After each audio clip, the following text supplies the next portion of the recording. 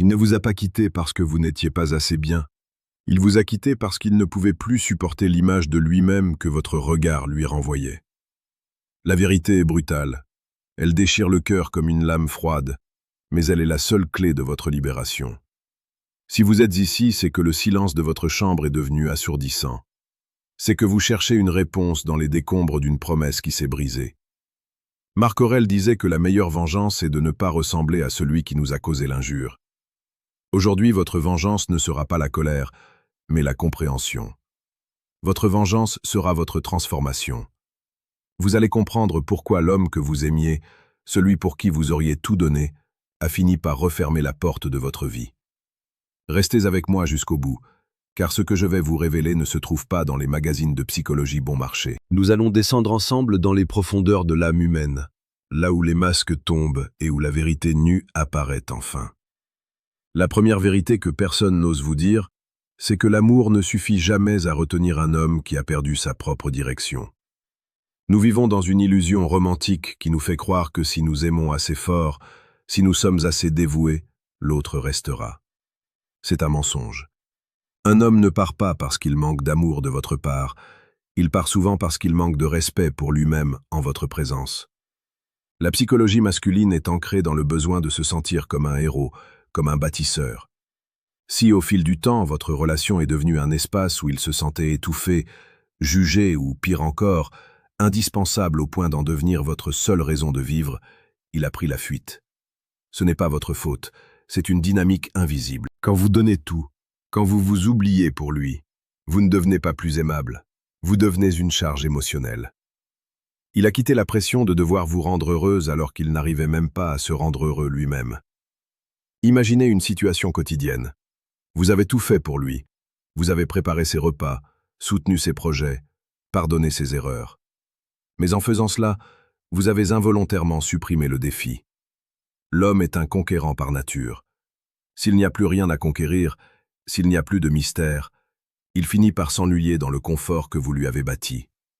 C'est cruel, mais c'est la réalité du cœur humain. Prenez un instant pour respirer et posez-vous cette question. Vous êtes-vous perdu en essayant de le garder? Si la réponse est oui, écrivez le mot « présence » en commentaire.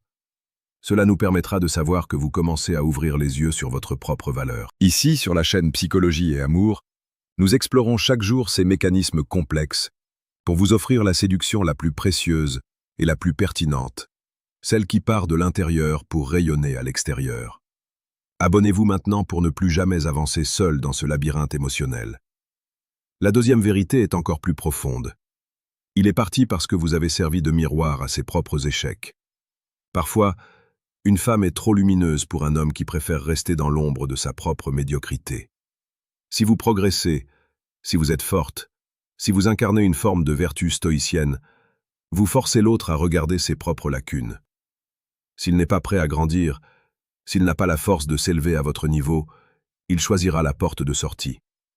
Ce n'est pas un rejet de vous, c'est une fuite de lui-même. Il préférera trouver quelqu'un de moins exigeant, quelqu'un qui ne le pousse pas à être une meilleure version de lui-même, car la croissance fait mal. La séduction n'est pas seulement une affaire de regards et de mots doux, c'est une guerre spirituelle. Si vous étiez celle qui portait le couple, si vous étiez le pilier, il a fini par détester sa propre faiblesse qu'il voyait reflétée dans votre force. C'est l'un des paradoxes les plus tragiques de l'amour. On peut perdre quelqu'un simplement parce qu'on est trop grande pour le petit monde dans lequel il veut rester enfermé. Dans cette quête de compréhension, il est parfois nécessaire de se doter d'outils plus tranchants, plus directs.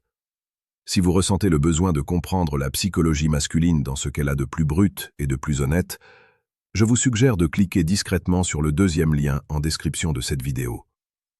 Vous pourrez y télécharger le manuel brutal du séducteur stoïque. Ce n'est pas un livre de contes de fées. C'est un guide pour celles et ceux qui veulent reprendre le contrôle de leur destin amoureux en utilisant la sagesse ancienne, appliquée au monde moderne. C'est une lecture qui change la perception que l'on a de soi et des autres. La troisième vérité, celle qui est la plus difficile à entendre, est que son départ est un acte de miséricorde du destin. Nous nous accrochons souvent à des ruines en pensant qu'elles sont encore un château. Vous pleurez quelqu'un qui était déjà parti bien avant de franchir le seuil de la porte. Son corps était là, mais son âme avait déjà déserté. La psychologie nous apprend que le deuil amoureux est une forme d'addiction. Votre cerveau réclame sa dose d'affection, même si cette affection était toxique ou insuffisante.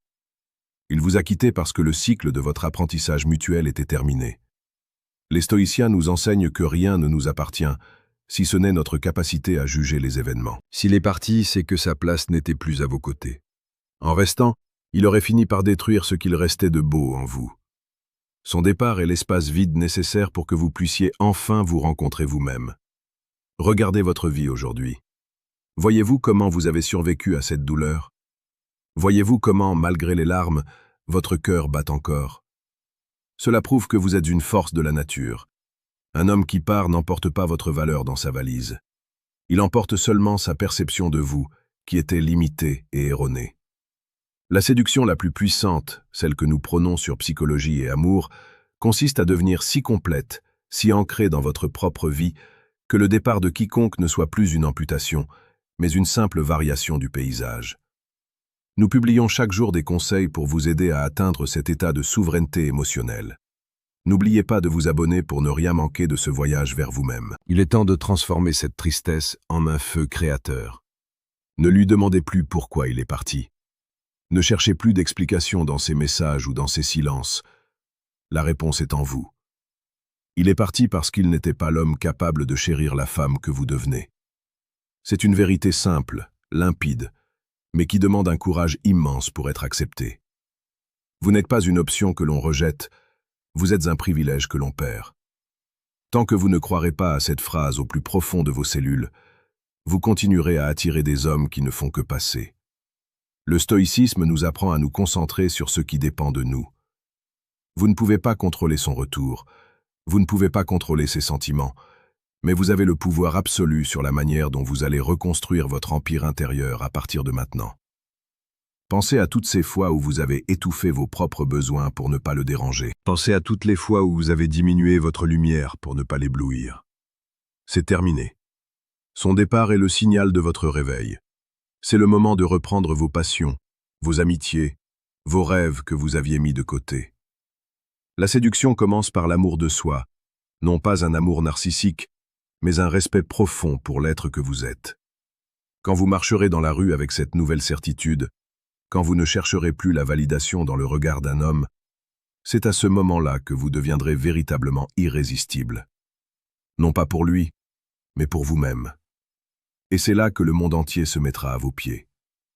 Rappelez-vous les mots d'Épictète. Ce ne sont pas les choses qui nous troublent, mais l'idée que nous nous en faisons. La rupture n'est pas une tragédie, c'est une transition.